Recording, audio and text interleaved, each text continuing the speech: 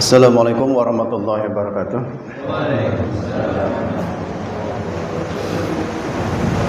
Alhamdulilladzi dasana bina Muhammad sallallahu alaihi wasallam bi kamilati syariati wa husuddin. Asyhadu an la ilaha illallah al-malikul haqqul mubin wa asyhadu anna Muhammadan abduhu wa rasuluhu wa nabiyyu lil alamin. Alhamdulillah, segala puji dan syukur marilah kita panjatkan kehadirat Allah Subhanahu wa taala, salawat dan salam semoga senantiasa tercurah limpahkan kepada junjungan kita Nabi besar Muhammad sallallahu alaihi wasallam. Yang kami hormati seluruh pengurus DKM, para ustadz, juga Bapak Ketua Paguyuban, para penasehat DKM, penasehat Paguyuban, Pak Sidik sebagai pembawa acara, dan jamaah sekalian, terutama ibu-ibu yang bertindak sebagai seksi konsumsi pada hari ini. Saya mengucapkan terima kasih atas perhatian dan kehadirannya. Sebelum kita lanjut, mari kita kirimkan doa dulu kepada seluruh guru-guru kita, termasuk orang tua kita yang telah menjadi wasilah dari tersampainya iman dan pencerahan kehidupan lewat berbagai ilmu. Semoga Allah Subhanahu wa taala senantiasa berkenan mengampuni seluruh dosa perdosanya dan menerima seluruh amal kebaikannya. Wa ala kulli niyatin shalihah nas'alukal ijabah bisyiril Fatihah. A'udzu billahi minasy syaithanir rajim. Bismillahirrahmanirrahim. Alhamdulillahirabbil alamin arrahmanir rahim maliki yaumiddin. Iyyaka na'budu wa iyyaka nasta'in. Ihdinas siratal mustaqim. Siratal ladzina an'amta 'alaihim ghairil maghdubi 'alaihim waladdallin.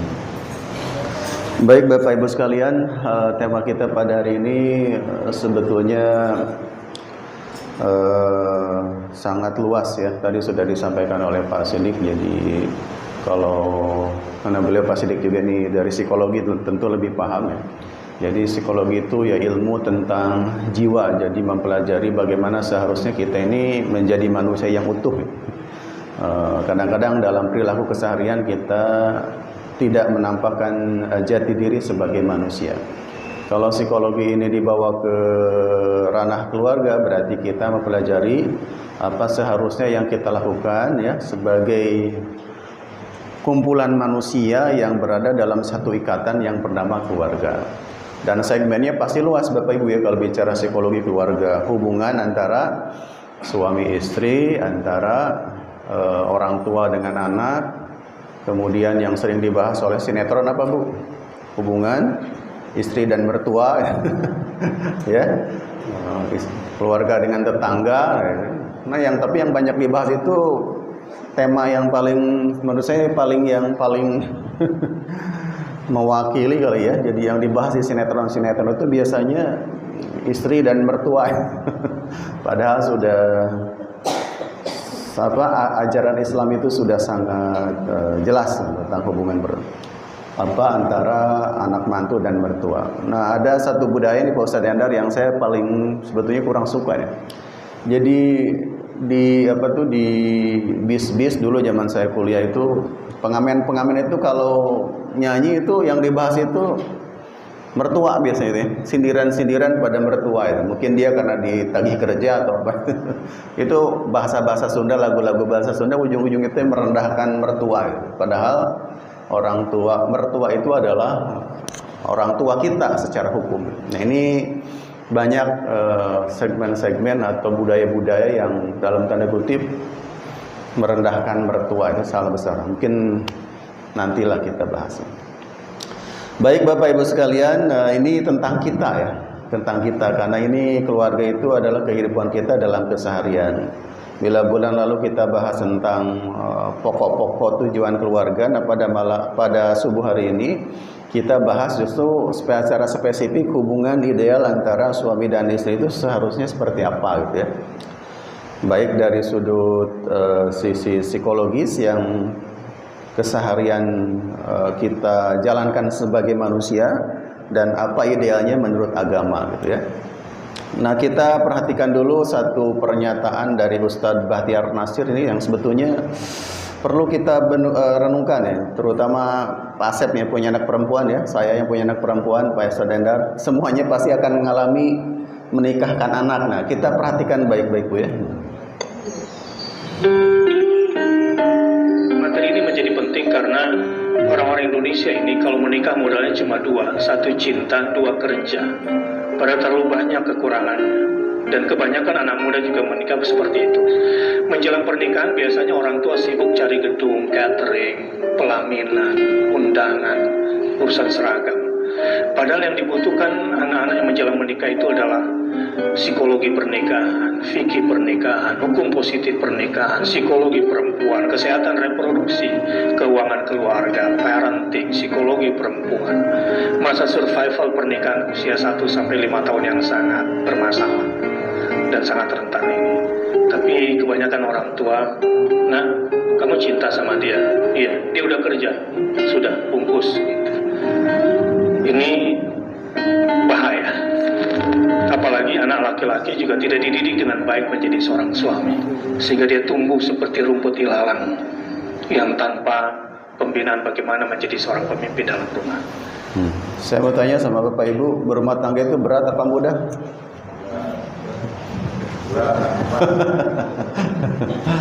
Ya, karena dia ibadah sepanjang masa sampai seumur hidup.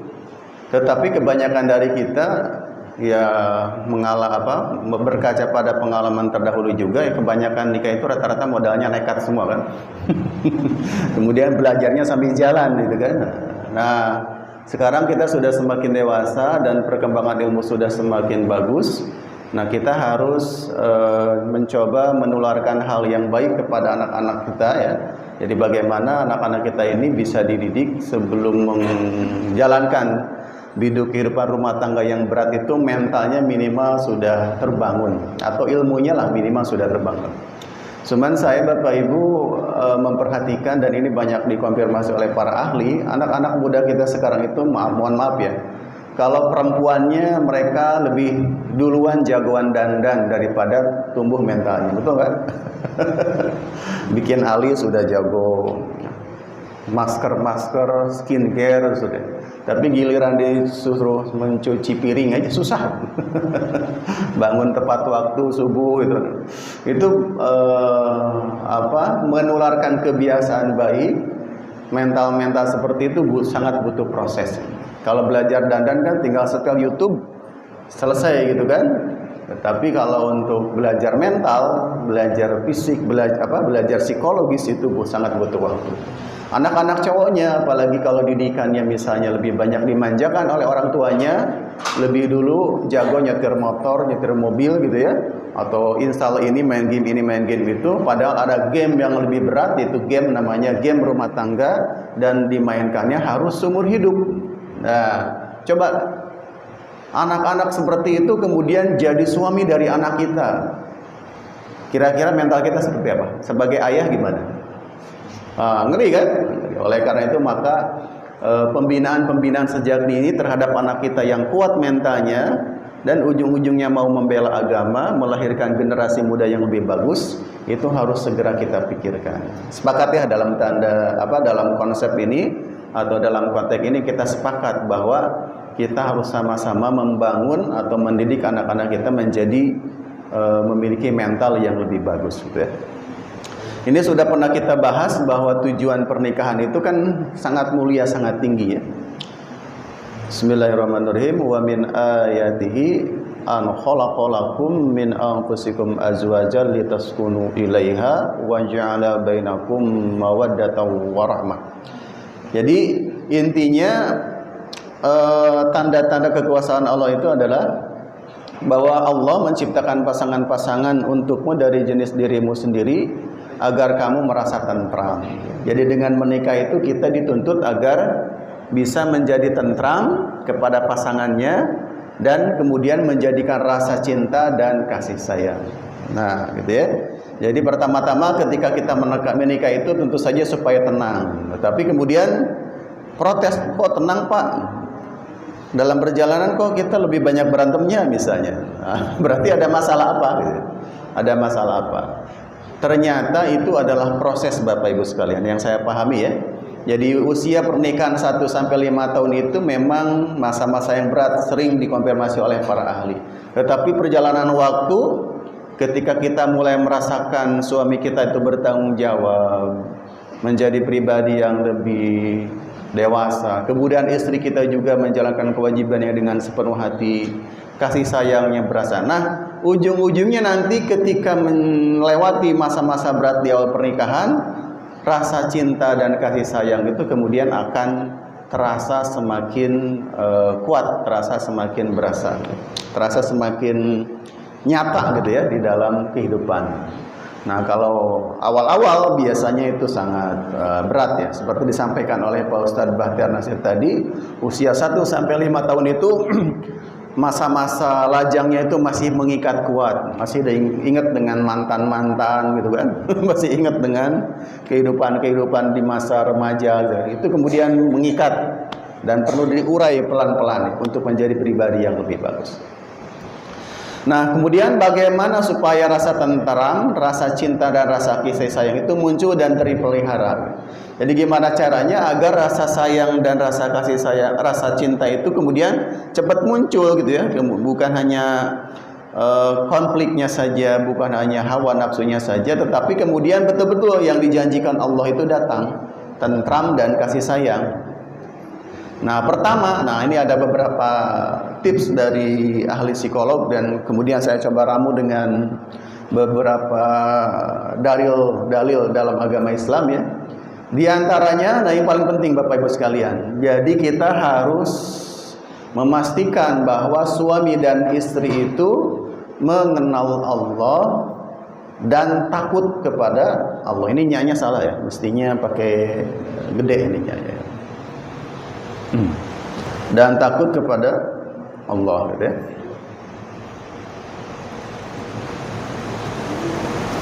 Ini yang paling pokok ya, yang paling pokok. Pastikan bahwa kita semua ini ya, pastikan anak-anak kita ini sebelum dia komitmen menjalankan pernikahan adalah mengenal Allah Subhanahu wa taala dan kemudian muncul rasa takut kepada Allah. Nah, sekarang kita perhatikan anak-anak kita, tanda mengenal Allah atau tanda anak itu beriman apa biasanya, Bu, Bapak Ibu sekalian? Tanda seorang anak itu sudah beriman apa contohnya? Apa contohnya? Mau menjalankan sholat. Yang paling simpel.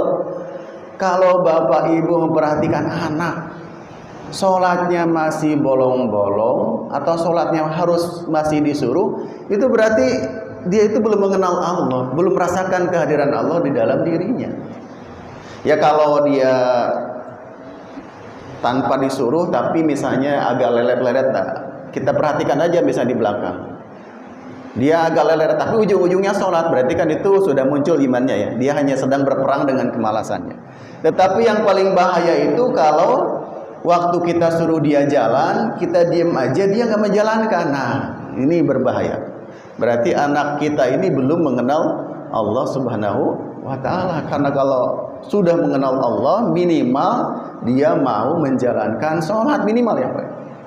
Ya kalau untuk menjalankan yang lain akhlak kayak gitu berat memang, tapi minimal dia mau menjalankan sholat.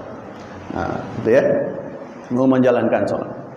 Kedua adalah ya, yang pertama beriman, kedua adalah bersama-sama punya komitmen menjadikan pernikahan sebagai ladang untuk selamat dunia dan akhirat. Nah, samakan dulu ketika anak kita dengan calon mantu kita itu mau nikah, pastikan mantu kita itu mengenal Allah, mau sholat. Kedua adalah dia sadar bahwa pernikahan itu adalah ibadah.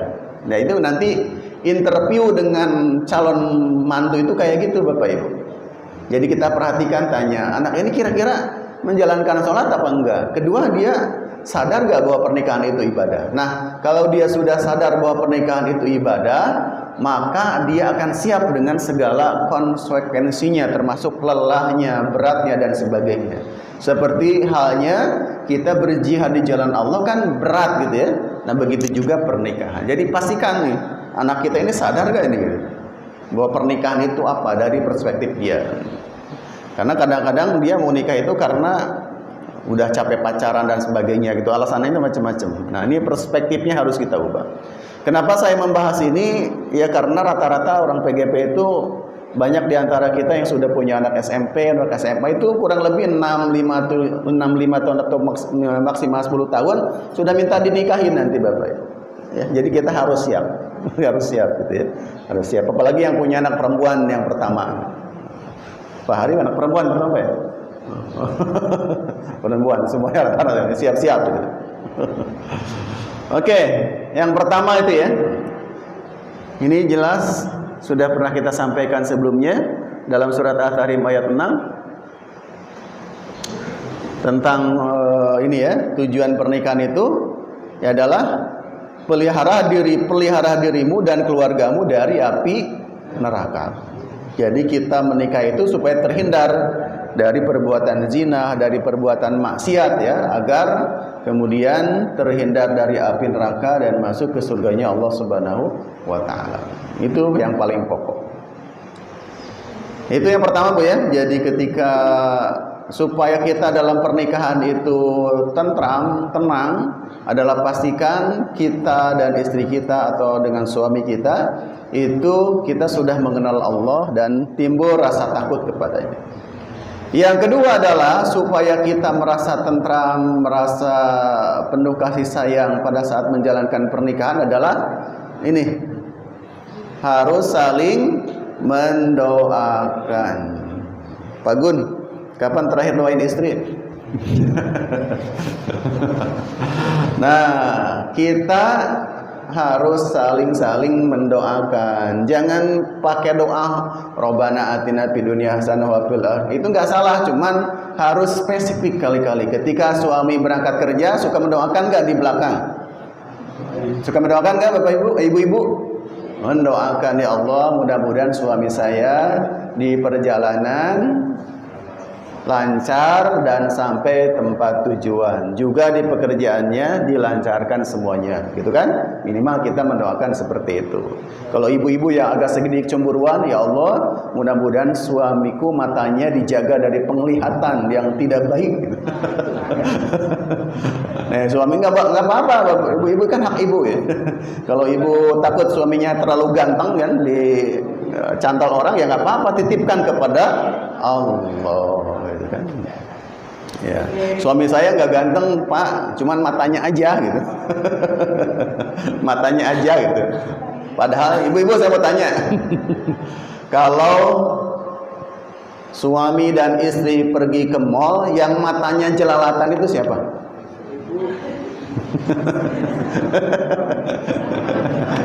Ayo.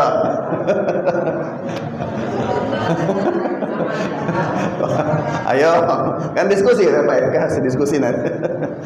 Kalau suami dan istri pergi ke mall, matanya yang paling jelalatan siapa? Siapa yang paling jelalatan? Tergantung objeknya ya Pak Gun ya. Kalau giliran masuk ke toko baju, yang paling jelalatan padahal bapaknya juga pas toko baju jelalatan juga, lihat sales girl-nya mungkin. Mungkin. Oh, betul nggak Pak Gun? Yes. Yes. Padahal agama mengajarkan menjaga pandangan, ya gitulah. Pak Gun, kalau ibu-ibu sudah pakai kode, lucu-lucu ya, nah harus hati-hati, segera tarik ATM. Maksud lucu-lucu itu, maksud kalau sudah ada kata lucu-lucu itu bukan berarti ada stand up komedian, tetapi ada baju yang menarik perhatiannya. Itu Pak Gun ya. Ya, saling mendoakan. Jadi kita doakan, suami mendoakan istrinya, istri mendoakan suaminya. Ternyata Bapak Ibu, salah satu tips agar doa kita itu diijabah oleh Allah Subhanahu wa taala adalah mendoakan seseorang tanpa ia pinta. Nah, ma min abdin muslimin yad'u li akhihi bi dhahril ghaibi illa qala al malak walaka bimisli. Tidak ada seorang muslim pun yang mendoakan kebaikan bagi saudaranya sesama muslim, ya, tanpa sepengetahuannya, melainkan malaikat akan berkata, dan bagimu juga kebaikan yang sama. Jadi kita ini harus saling mendoakan. Jadi ketika ada tetangga yang lewat, bukan digosipin ibu-ibu, tetapi ya Allah, nih tetangga saya ini dia single parent, bolak-balik cari kerja sendirian. Moga engkau memudahkan rezekinya. Tapi kita begitu biasanya. Ada single parent, perempuan janda. Aduh, suamiku kemana ya? Jangan-jangan lihat dia lagi seksi lagi. Gitu kan? Padahal doakan, gitu kan? Nah, di kita ini kok, masya Allah ya, pantesan gang dengan gang selalu terjadi ketegangan-ketegangan luar biasa. Ini perlu ini kayaknya harus dibikin peraturan Pak Hari, tempel di situ. Sesama warga PKP harus saling mendoakan. Nah, keren nggak ya? Saling mendoakan. Nah, supaya tidak terjadi ketegangan. Ya. Nah, menurut Bapak Ibu, saya mau tanya ke ibu-ibu. Ibu-ibu pernah dengar istilah cinta segitiga? Pernah dengar, Bu? Nah, itu maknanya negatif apa positif? Nah, kata siapa ibu nih? Ada cinta segitiga yang benar.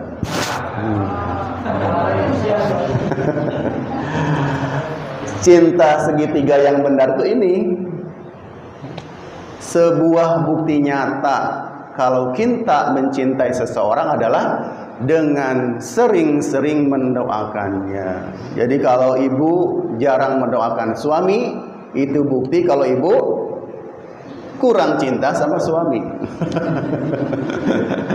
Kalau bapak jarang mendoakan istri, itu bukti kalau bapak kurang cinta istri, gitu. Ya. Jadi ini cinta segitiga itu, kita menitipkan yang kita cintai, mendoakan yang kita cintai kepada Allah yang paling kita cintai. Itu cinta segitiga yang harus kita tanamkan baik-baik. Ketika kita bersolawat Allahumma sholli ala Sayyidina Muhammad wa ala ali Sayyidina Muhammad, itu adalah cinta segitiga kita antara Allah dan Rasulnya. Jadi kita sampaikan salawat dan salam kepada Rasul, yaitu salawat itu kan intinya mendoakan kan supaya Rasul itu senantiasa diberikan rahmat dan salawat. Nah, ini sering ditafsirkan buruk oleh warga-warga, ini keluarga ya. Sering ditafsirkan buruk oleh warga-warga non muslim. Katanya kenapa Nabi Muhammad kan pembawa keselamatan kok masih sering didoain? Padahal Bapak Ibu, yang saya pahami gini, Bu. Ketika saya mau tanya nih, ketika seseorang sudah meninggal, ya, hubungan kita dengan orang yang meninggal itu supaya terjalin terus, caranya apa? Kan kita nggak mungkin berkirim air, nggak mungkin berkirim makanan, makanya bukti cinta kita kepada orang yang sudah tidak ada adalah mendoakan dan sering-sering menyebut namanya. Jadi ketika kita memberikan sholawat kepada Nabi Muhammad SAW itu bukan berarti Nabi Muhammad tidak selamat, tetapi kita ingin menghubungkan diri dengan manusia hebat yang sudah sudah memberikan kepada kita wasilah agama yang baik. Jadi bukan berarti beliau tidak selamat, tetapi menghubungkan kita dengan sosok yang kita cintai, menghubungkan ruh. Begitu juga ketika ibu, bapak, ayah bundanya sudah tidak ada, maka menghubungkan ruh dengan orang yang meninggal ada dengan sering-sering mendoakan. Itu ya, tafsirkan. Nah ini Pak Gun jangan diedit ya. Pak Gunawan, Allah, istri. Jangan pakai tambah tetangga, jangan. Istri tetangga jangan. Nah, ibu-ibu boleh mencintai suami orang lain? Boleh, Bu. Boleh mencintai suami orang seperti ibu mencintai Nabi Muhammad SAW. Itu kan suami orang kan? Suami orang mencintai karena sesama muslim. Jadi ada cinta spesifik suami kepada istri yang dalam tanda kutip, kemudian kepada sesama kaum muslimin, kepada kaum muslimat. Bapak-bapak boleh mencintai istri orang lain? lillahi ta'ala. Cintanya karena Allah Ta'ala. Jadi itu makna cinta itu harus diurai, jangan terlalu spesifik gitu ya, spesifik. Ya, ini jangan diedit ya, nanti di YouTube diedit, wah Ustadz ini menyuruh mencintai tetangga istri tetangga. Jangan. Maksudnya lillahi ta'ala dalam konteks sesama kaum beriman gitu ya. Jadi ini Bu, cinta segitiga yang dibolehkan adalah ini, cinta kita, yaitu pada saat mendoakan. Yang kedua adalah saling menghargai. Nah, Rasulullah sallallahu alaihi wasallam bersabda, sesungguhnya Allah mewahyukan kepadaku agar kalian merendah hingga tidak ada seorang pun meremehkan orang lain dan bersikap sombong kepada orang lain. Menurut saya secara logika tidak mungkin sebetulnya seorang suami itu, atau tidak pantas seorang suami itu merendahkan istrinya, karena hanya istrinya yang memasakkan dia tiap hari, yang menyetrikakan bajunya, yang menyuci bajunya.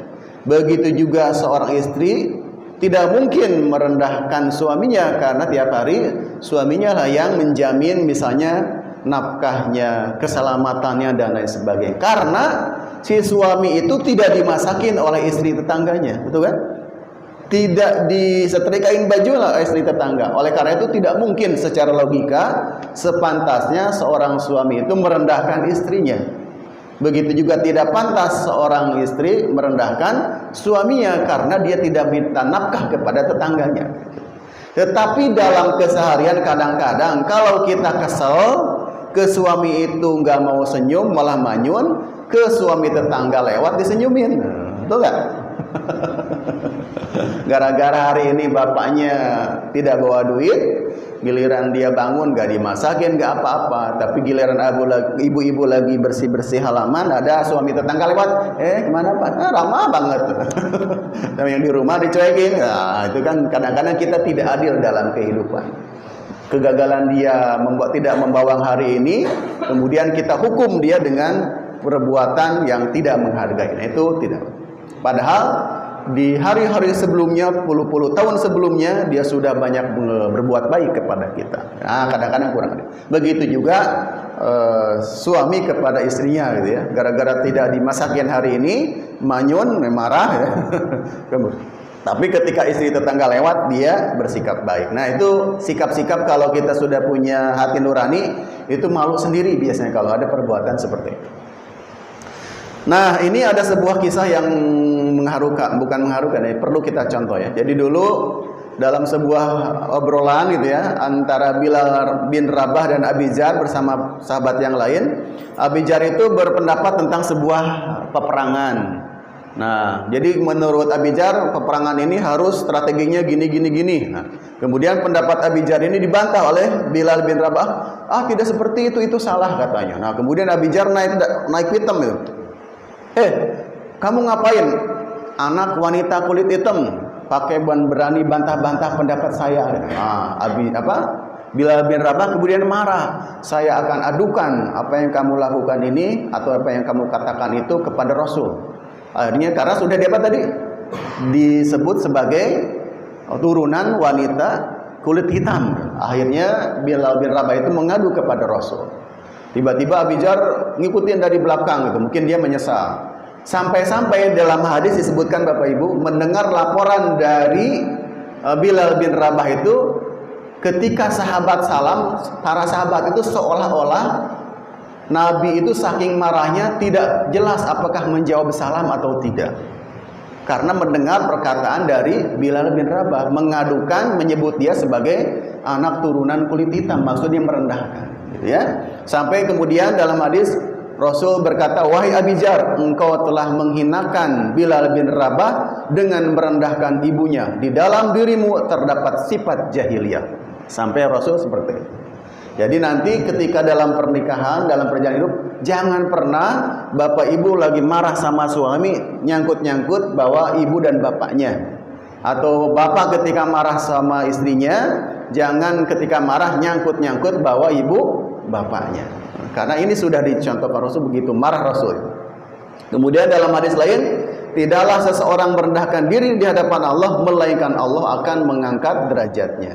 Jadi kalau kita saling merendahkan diri, tawadu, maka Allah justru akan menaikkan derajatnya. Kemudian keempat, jangan membandingkan pasanganmu dengan orang lain. Nah ini ibu-ibu yang kebanyakan nonton Korea, ini harus ditahan mentalnya, Bu. Tahan mentalnya gimana? Lihat orang Korea ganteng-ganteng, putih-putih, kulitnya bersih. Ibu-ibu habis nonton Korea, lihat bapaknya pulang kerja, udah hitam, dekil, keringatan. Wah, jelek amat suamiku. Jangan sampai itu. Jangan seperti itu. Begitu juga bapak-bapak udah capek pulang dari kerja, lihat istrinya dia habis bekerja keras, keringetan, daster belum diganti, bau keringat. Nah ibu ya bapak-bapak jangan komplain, jangan membandingkan dengan sales girl mobil. Dengan sales girl mobil karena lihat di Gias misalnya. Nah itu jangan membandingkan. Ingat, pasanganmu adalah rezekimu, gitu ya. Nah ini ada sebuah, pasanganmu adalah rezekimu dan pilihanmu adalah takdirmu. Maka jangan memandang yang lain dan jangan banding-bandingkan dengan yang lain. Fokuslah pada kelebihan dan kekurangan pasanganmu, walau kadang tidak sesuai dengan yang kamu inginkan. ya, pasanganmu ada rezekimu, jadi jangan coba terlalu banyak membanding-bandingkan. Ini sudah bagian dari hidup saya, ya. Begitu. Pasanganmu. Selanjutnya, nah ini Bapak Ibu, suami dan istri itu karena dengan niat ingin menyenangkan pasangannya, harus tetap bugar dan jaga diri Anda. Jadi harus olahraga semuanya. Nah, ini Pak Endar saya bela ini. Jadi berolahraga itu penting ya. Ada klub olahraga di PGP, harus olahraga nih karena niat menyenangkan. Niatnya kita rubah, niat menyenangkan istri. Kalau ibu-ibu, nah biasanya agak malas ibu-ibu olahraganya. Olahraganya ibu-ibu tapi banyak. Biasanya mungkin ya dengan menggerakkan fisik dengan mencuci atau apapun, atau misalnya seminggu sekali melaksanakan senam dan sebagainya, itu sudah bagus. Ini saya sering dengar saluran, Bu. Apa bedanya bapak-bapak atau ibu-ibu yang rajin olahraga dengan yang tidak olahraga? Kalau dibandingkan dengan ayam seperti apa, Bu? Jadi yang jarang berolahraga itu kayak ayam sayur gitu ya. Lembek-lembek gimana gitu. Tetapi kalau yang tidak rajin ya. Kalau yang rajin olahraga itu dagingnya pungkil seperti daging ayam kampung. Ayam kampung itu rajin olahraga. Kenapa? Jalan-jalan dia cari makan. Jadi tubuhnya itu bagus. Nah, dalam agama sampai seperti ini loh Bapak Ibu sampaikan. Mukmin yang kuat lebih baik dan lebih dicintai Allah daripada mukmin yang lemah. Jadi kita harus olahraga ya, olahraga. Apapun olahraganya. Kemudian harus saling memaafkan ya, harus saling memaafkan antara suami dan istri. Kemudian yang ketujuh adalah jangan mencoba mengubah pasangan Anda. Maksudnya apa? Jadi kalau suami kita ini pilihan hidupnya, hobinya seperti ini, sepanjang hobinya tidak membahayakan, tidak bertentangan dengan agama, jangan coba-coba kita kotak-atik. Begitu juga istri kita kalau punya kebiasaan seperti ini, sepanjang tidak bertentangan dengan agama, jangan coba-coba diganggu-gugat, karena dia itu membutuhkan proses yang lama untuk menjadi seperti itu. Bahkan Al-Quran aja ada kayak gini, ada dalilnya, Bu. Ya, katakanlah wahai Muhammad, setiap orang berbuat sesuai dengan pembawaannya masing-masing, maka Tuhanmu lebih mengetahui siapa yang lebih benar jalannya. Ya, jadi ada kebiasaan-kebiasaan dia masalah hobi gitu dan sebagainya, itu sepanjang tidak bertentangan dengan syariat jangan dilarang-larang dan lain sebagainya. Ya. Selanjutnya, hindari kata-kata besar yang kasar gitu ya dan merusak, terutama hindari kata-kata yang namanya perceraian dan lain sebagainya gitu ya. Katakanlah kepada hamba-hambaku supaya mereka mengucapkan perkataan yang baik dan benar. Ada sebuah perkataan Imam Nawawi yang bagus nih ya. Hendaknya bagi siapapun yang ingin berbicara, ia berpikir-pikir terlebih dahulu. Apabila ucapannya mengandung maslahat, maka silakan. Apabila tidak, maka lebih baik diam. Ya, lebih baik diam. Seorang ahli hikmah dulu berkata, kalau ada beberapa orang yang ingin menghadap kepadaku, maka aku perhatikan namanya siapa saja. Kemudian yang aku sukai di antara mereka adalah yang paling bagus namanya. Kemudian ketika aku sudah melihat mereka, yang aku sukai dari mereka adalah yang paling bagus penampilannya. Kemudian ketika aku sudah mendengar mereka, yang paling aku sukai dari mereka adalah yang paling bagus perkataannya. Kemudian ketika aku sudah bergaul dengan mereka, yang paling aku sukai dari mereka adalah yang paling baik akhlaknya. Jadi ini kata ahli hikmah ini bisa kita simpulkan, Bu. Satu, kasih nama anak yang baik. Kedua, ajari anak kita itu berpenampilan yang baik juga, jangan selengean gitu. Kalau perempuan minimal tahu basic-basic dandan dan sebagainya yang tidak melanggar syariat. Yang ketiga adalah ajarkan anak-anak kita ini lisan yang baik. Nah, cuman saya sedih, Bu, kalau ngomong ini. Karena kalau saya lihat dengerin anak-anak main bola ngobrol, oh, Masya Allah, Mama Jura saksinya ini ya. Jadi anak-anak kita itu kalau ngomong di sini astagfirullahaladzim, kalau nggak kasar ngomongnya jorok, gitu ya, Bu. Ini astagfirullahaladzim, gimana ya cari dirinya kita? Yang ketiga adalah ajarkan anak kita berakhlakul karimah. Ini 4 ini, Bu. Kasih nama yang bagus, penampilan yang bagus, ucapan yang bagus, akhlak yang bagus. Sempurna kita mendidik anak, ya, mereka. Cari nama yang bagus, ya. Jangan nama-nama yang tidak kita kenal. Oh, itu urusan panjang lagi, bisa sampai jam 7. Kemudian selanjutnya, nah ini saya mau menerangkan ini yang terakhir, agak spesifik gini ya. Pelajari bahasa cinta pasangan Anda. Coba apakah kita sudah punya bahasa cinta pasangan kita masing-masing? Sudah tahu? Nah, bahasa cinta adalah cara bagi seseorang untuk mengekspresikan rasa cinta kepada pasangannya, ya. Nah, kita contoh dulu bagaimana Rasul mengekspresikan cinta. 1, Rasul itu berbicara pada istrinya di malam hari. Nah, ini adalah momen ketika Bapak Ibu sudah lelah bekerja siang hari, ada momen di mana Bapak Ibu bisa mencairkan suasana dengan satu hal, namanya pillow talk atau obrolan bantal. Bukan Bapak Ibu ngobrol sama bantal, tetapi ngobrol sama pasangan yang ada di pinggir bantal. Ya, ternyata ini dicontohkan oleh Rasul berbicara pada malam hari. Jadi bagus. Saking sibuknya tidak boleh melewatkan pillow talks, ngobrol. Pillow talks, ya, pillow talk. Yang kedua, Rasulullah membantu pekerjaan rumah tangga. Nah, jadi kalau ada bapak-bapak yang, nah Pak Ahmed nih ya hebat ya, kuat-kuat rumah tangganya kan hebat-hebat ya, Pak Endar ya, Pak Ahmed itu. Nah, luar biasa Pak Ahmed ya, sering membantu pekerjaan rumah tangga, luar biasa. Nyuci baju, nyuci piring, sekali-kali dibantu. Oh, itu perempuan itu nanti saya bahas di ujung ya, terakhir. Jadi Rasul itu membantu pekerjaan rumah tangga, menjahit, kalau nggak salah menjahit gitu ya.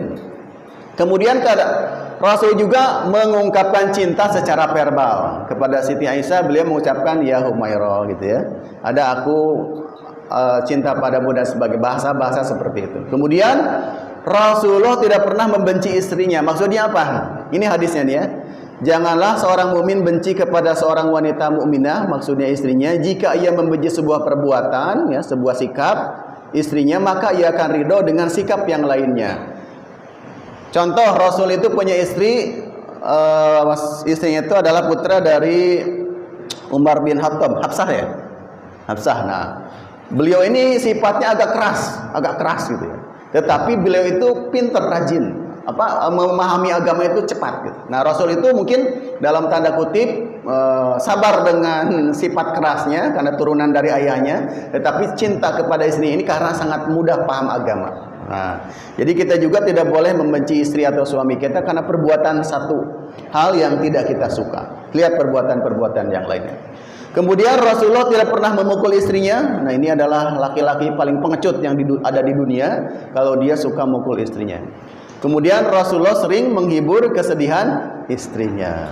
Ini menurut syariat atau yang dicontohkan oleh Rasul. Nah, yang terakhir sebelum kita tutup, nah, ada 5 bahasa cinta menurut psikolog. 1. Nah, kita cek apakah kita sudah punya bahasa cinta untuk pasangan kita masing-masing. 1. Kita itu pastikan punya word of affirmation atau bahasa verbal untuk mengucapkan kasih sayang, menunjukkan kasih sayang. 1. Pernahkah Bapak Ibu misalnya mengucapkan sayang pada istrinya atau suaminya? Sering ya? Saya nggak masak hari ini. Pakai sayang. Nah, punya nggak bahasa verbal, bahasa cinta? Pakai paguyuban ada? Ada. Jadi pastikan Bapak itu punya bahasa verbal untuk mengekspresikan cinta. Ya, walaupun jarang-jarang sekali-kali lah. walaupun lagi ada maunya nggak apa-apa, ucapin aja. Jadi ucapkan bahasa verbal. Nah, si mamah nih udah bilang sayang-sayang gini, biasanya minta duit nih. nggak apa-apa. Nggak apa-apa. Jadi pastikan kita ini punya word of affirmation, bahwa kita itu punya bahasa verbal cinta masing-masing, ya. Yang kedua adalah quality time, waktu berduaan bersama pasangan. Kalau saya sama Pak Endar kenyang dulu, Bu. Anak saya 1, Pak Endar 1, jadi lagi pesantren, hidup saya quality time semua. Karena berduaan terus. Pak Hari mau quality time masih ada Putri.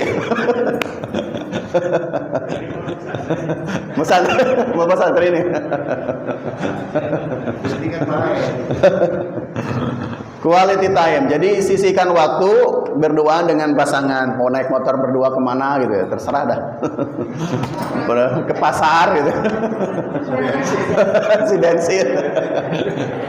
Kayak yang apa tuh? Kayak yang di Shotpas gitu. Aku mau pergi ke isi bensin, mau ikut mah? Ikut gitu. Berduaan, quality time. Ternyata anaknya 7. Ya, quality time, pastikan ya, quality time. Ya, harus ada quality time Bapak Ibu ya. Rasul juga kan punya quality time, misalnya beliau pernah bersama Siti Aisyah berlomba naik unta kalau nggak salah ya. Ada quality time. Jadi kalau kita punya masalah, punya masalah dan sebagainya, itu kita coba bandingkan dengan apa yang dilakukan Rasul. Dia itu biasanya adem ya. Biasanya adem gitu. Kedua adalah giving or receiving gift, beri atau terima hadiah ya. Jadi kali-kali berikan atau terima hadiah. Sehingga suatu saat suami atau istri kita itu bangga dengan apa yang kita pernah beri gitu ya. Saya pernah bertemu dengan seorang teman, dia pakai tas bagus banget, saya tanya. Oh, tasnya bagus banget nih, dari mana belinya? Aduh, ini mah spesial dikasih istri saya. Nah, kayak gitu. Harus ada kayak gitu ya, kayak gitu. Selanjutnya adalah act of service atau sikap mau melayani. Ya, jadi Pak Gun nanti tanpa disuruh, nanti kalau ada tumpukan baju kotor di atas mesin cuci, langsung masukin, cetrekin mesin cuci, pakai air dulu Pak. Nanti ketika istri bangun, subhanallah, istrinya bilang, suamiku ini act of service banget, ada apa ya? Nah, itu act of service. Jadi mau melayani, mau membantu tanpa disuruh, act of service. Kemudian ada physical touch, ada suatu saat menyentuh istri kita dengan atau suami kita dengan belayan kasih sayang. Apakah membelai rambutnya, memijit, sebagainya. Dia harus ada physical touch, gitu. Physical touch. Jadi untuk menunjukkan ekspresi kasih sayang. Jadi ada bahasa verbal, quality time, saling kirim hadiah, kemudian ada act of service dan physical touch. Terakhir, ini saya mau ngasih tips kepada bapak-bapak, dan ini pastikan ibu-ibu, bapak-bapak ini tidak menggunakan ilmu ini kepada perempuan lain ya. Nah, ini ilmu bahaya ini ya. Ini ilmu bahaya nih, namanya ilmu act of service atau ilmu melayani perempuan yang membuat luluh hati perempuan. Pak Ahmed siap dilaksanakan ya? Ya, silakan kita lihat.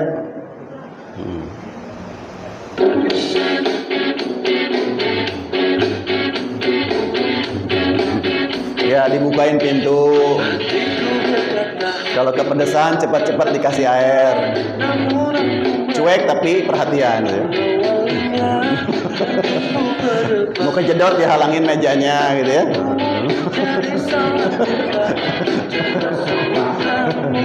Nah, naik mobil pernah dipakai naik mobil? Bukain pintunya ya. Kemudian banting keras-keras. Jangan. Nah.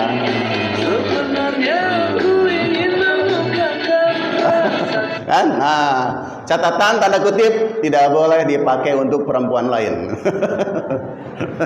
Pak Gun, habis dari ini kalau ada Mama Kila udah kejauhan di jalan, bukain pintu Pak, cetrek. Silakan Ma. Nah, itu.